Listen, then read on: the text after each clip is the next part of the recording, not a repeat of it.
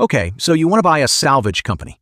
You spend $3 million sending two tugs into 40-foot seas to save a sinking cargo ship. 10 days of round-the-clock work. And if the ship goes down before you get it to port, you get nothing. Zero. Under international maritime law, if you don't save it, you don't get paid. But here's the strange part. The companies making the most money in this business aren't saving ships at all. They're sitting in port doing nothing, collecting checks. So let's talk about what it costs to get in, how the money really flows, and why the smartest people in this industry never go to sea. If you're starting small, you can build a coastal salvage operation for $1 to $5 million. One or two second-hand ocean tugs, $1 to $3 million each on the used market, basic diving equipment, a small crane barge. You're doing near-shore work, grounded yachts, dock collisions, a fishing vessel that rolled over in a harbor. Budget another $200,000 to $500,000 a year in maintenance, dry dock, fuel, crew, and insurance before you take your first job. Problem is, at this scale, you're competing with every guy who owns a tug and a phone. The margins are thin. A typical small vessel recovery pays $50,000 to $200,000.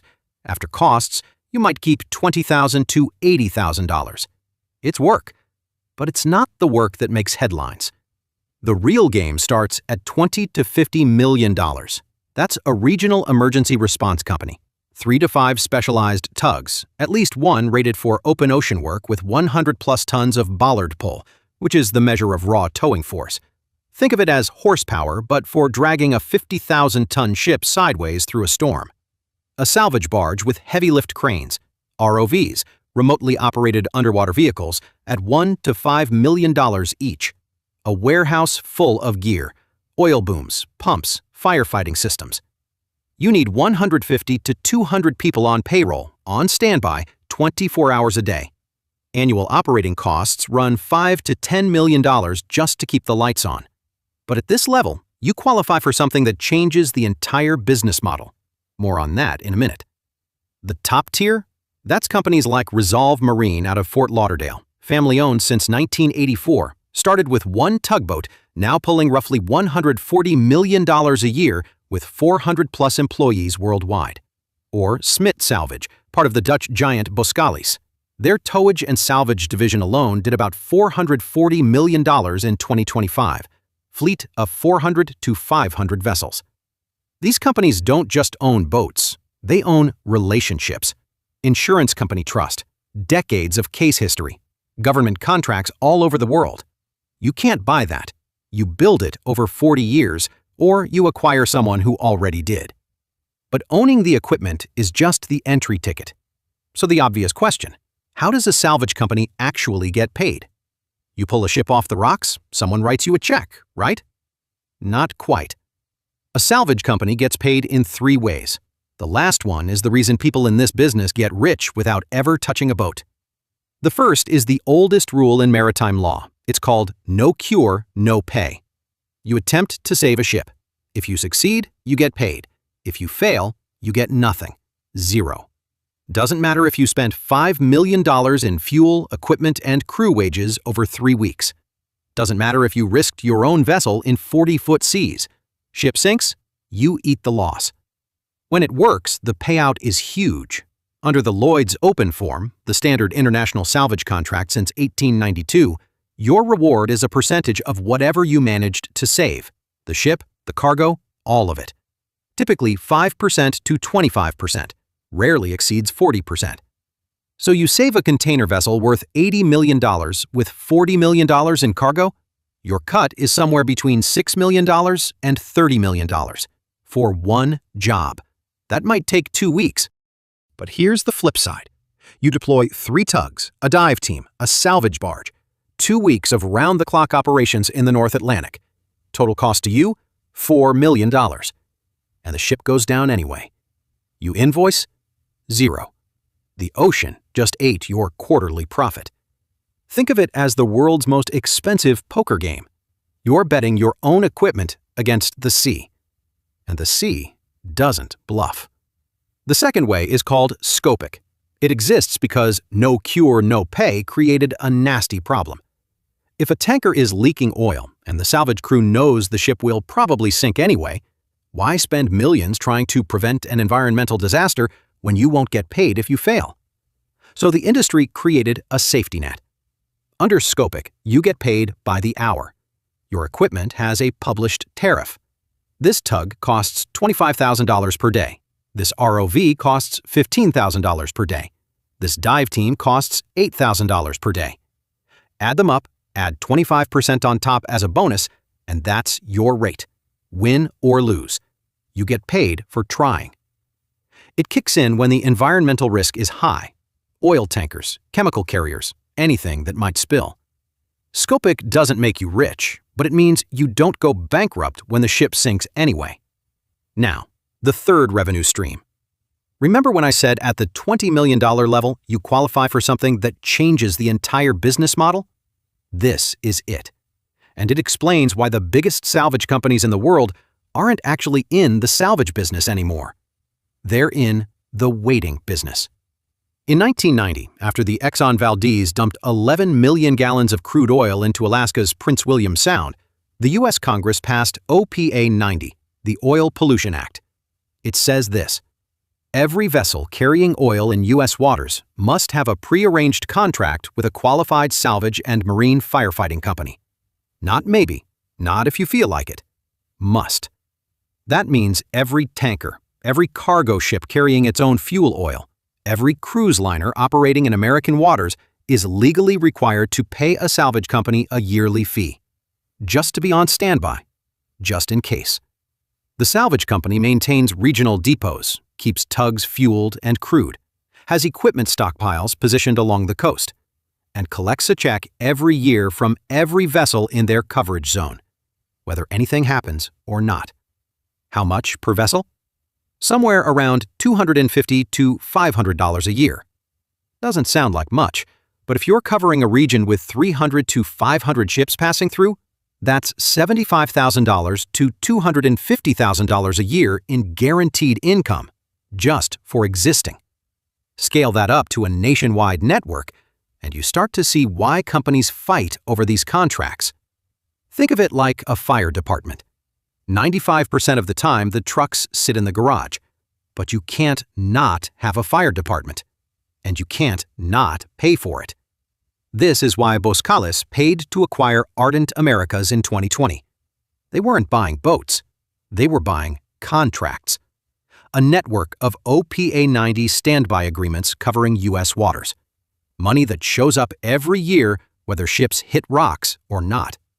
For a large regional salvage company, 70% of annual revenue comes from standby contracts and oil spill cleanup contracts. Stable, predictable, not exciting. The other 30% comes from actual emergency jobs, the no cure, no pay gambles. High payout, but completely unpredictable. You might get 3 major calls in 1 year and none for the next 2. The real asset in this business isn't the tug, it's the contract. It's the phone number that insurance companies call at 2 a.m. when a container ship is taking on water off the Carolina coast. But that 30%, the emergency side, is where careers end overnight. You get a call. Container ship hard aground off the Gulf Coast. You mobilize 2 tugs, a dive team, a crane barge, 12 days on site, fuel, crew, equipment rental. You're $2 million deep. On day 13, the hull cracks. Ship breaks apart. Total loss. Under no cure, no pay, your invoice is 0. You just burned through a quarter of your annual profit for nothing. That's not a hypothetical. That's the math every small operator runs in their head before picking up the phone. January 13, 2012. The cruise ship Costa Concordia clips a rock off the Italian island of Giglio. Captain Francesco Schettino turns the ship too close to shore, a stunt called a salute, and rips a gash the length of half a football field into the hull. The ship capsizes in shallow water. 32 people die. What followed was the most expensive salvage operation in history. Titan Salvage, the same company that would later merge into Ardent, partnered with Italian firm Micoperi to remove the wreck. The problem? A 114,000-ton cruise ship lying on its side on an underwater rock shelf, just yards from a pristine marine reserve. You can't just cut it up. You can't tow it. You have to stand it back upright, a process called parbuckling, and no one had ever done it at this scale. It took 2.5 years. The total cost hit $2 billion. Sponsons, massive steel flotation tanks, were welded to the exposed side. Underwater platforms were built on the sea floor. On September 16, 2013, the ship was rotated upright in a 19-hour operation watched live worldwide. In July 2014, it was finally towed to Genoa for scrapping. The insurers paid. But here's what the headlines didn't mention. The contractor's profit margins on a $2 billion job were razor thin. Most of the money went straight to engineering, fabrication, and environmental protection. Titan and Micoperi weren't getting rich. They were barely covering costs on a job no one had ever tried before. And for all that effort, Titan Salvage no longer exists as an independent entity. In 2015, Crowley Maritime merged Titan with Svitzer Salvage to form Ardent. In 2019, Ardent's management bought the company from its owners. In 2020, Boskalis bought Ardent's U.S. division. The company that pulled off the greatest salvage in history got chopped up and sold for parts within 8 years. And Titan isn't the only one. Smith International, independent for over a century, got bought by Boskalis in 2010. Almost no independent salvage company survives long term. The margins on actual salvage work aren't enough to keep a company alive on their own. Eventually, everyone gets swallowed by a bigger shipping or dredging company that can afford to run salvage at a loss because their other divisions make up the difference. The one exception? Resolve Marine. Founded by Joe Farrell with a single tug in 1980, still family-owned, still independent, still pulling $140 million a year without being absorbed. More than 4 decades, one family, in an industry that eats companies alive. That's the unicorn. And then there's the risk you can't insure against. Commercial diving, the kind salvage operations require, has one of the highest fatality rates of any civilian job in the country. Zero visibility water, toxic cargo residue, collapsed ship structures overhead. A salvage master's decisions carry lives on one hand and tens of millions of dollars on the other. One wrong call and both disappear. Time to pull it all together and answer the actual question. How much money do you make if you own a salvage company? Option 1. Small coastal operator. You put in $3 million, 2 tugs, basic gear, a small crew. You take near-shore jobs, grounded vessels, harbor incidents, small wreck removals. Annual revenue, $800,000 to $1.5 million. Operating costs, $500,000 to $800,000. Net profit, $200,000 to $700,000. Payback period, 5 to 10 years. One bad equipment failure eats a full year of profit.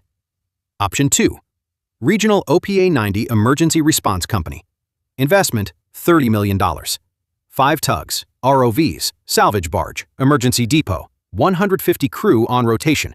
Standby contract revenue, $3 to $5 million per year, guaranteed. Actual emergency deployments, $2 to $8 million per year, unpredictable. Environmental compliance work, $1 to $3 million. Total revenue, $6 to $16 million. Operating costs, $5 to $10 million. Net profit, $1 to $6 million. Profit margin swings between 10% and 40%, depending on whether ships actually hit rocks that year. Payback period, 8 to 20 years. Option 3. You stop buying boats. Keep the contracts. Keep the OPA 90 qualifications. Keep the insurance company relationships. When a call comes in at 2 a.m., you subcontract someone else's tug, coordinate the response, and take a management fee. You become the middleman between panic and hardware. Lowest risk, highest margin. But it takes 20 years of showing up at 2 a.m. to earn the right to stop showing up.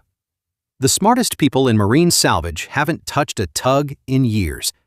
In this industry, the guys who sold their boats and kept their contracts, they sleep through the night.